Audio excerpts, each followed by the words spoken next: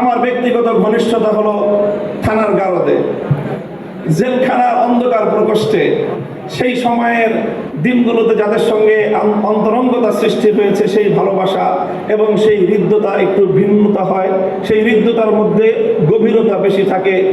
আমি আপনাদের এই শহীদুদ্দিন চৌধুরী, আলী ভাই, সুলতান সালাউদ্দিন টুকু ভাই সহ আরো অনেকের সঙ্গে আমাদের সেই দুঃসময়ের দিনগুলো একসঙ্গে অতিক্রম করেছি। আরো অনেক নেতৃবৃন্দ ছিলেন, এই যে গিয়াসউদ্দিন আল মামুন সাহেব, তারপরে মিয়া নুরুদ্দিন অপু ভাই, আর এরপরে বিশেষভাবে যাকে আজকে আপনাদের এই মঞ্চে আমার স্মরণ করতে মনে যায়, তিনি আপনাদের প্রাক্তন কেন্দ্রীয় সভাপতি মরহুম নাসিরউদ্দিন আহমেদ পিন্টু ভাই।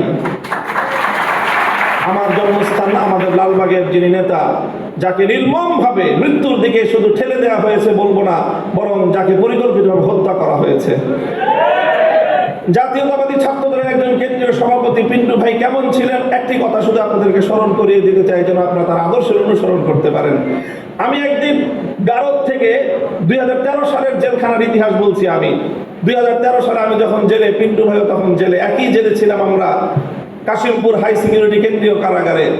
আমিও গেলাম, একেবারে যখন জেলখানায় পৌঁছলাম থানার গারদ কোর্ট থেকে, তখন আসরের সময় প্রায় শেষ হয়ে যায়।